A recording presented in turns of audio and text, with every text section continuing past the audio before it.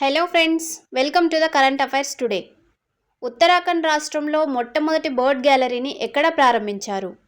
డెహ్రాడూన్. తెలంగాణ రాష్ట్ర మహిళా కమిషన్ చైర్మన్గా ఎవరు నియమితులయ్యారు? నేరేళ్ల శారద. లండన్ మ్యూజియం నుంచి శివాజీ వాడిన ఏ ఆయుధం భారత్కు చేరుకుంది? వ్యాగ్నర్. కేన్స్ ఫిలిం ఫెస్టివల్లో లెస్నే విభాగంలో మొదటి బహుమతి గెలుచుకున్న భారత డాక్యుమెంటరీ ఏది? Sunflowers were the first ones to who know. ఇటీవల ది ప్రిజనర్ ఆఫ్ భోపాల్ పేరుతో ఒక చారిత్రక కల్పిత నవలను ఎవరు ప్రచురించారు? Tim walker. కజకిస్తాన్లోని అస్తానాలో జరిగిన 35వ అంతర్జాతీయ జీవశాస్త్ర ఒలింపియాడ్లో బంగారు పతకాన్ని ఎవరు గెలుచుకున్నారు?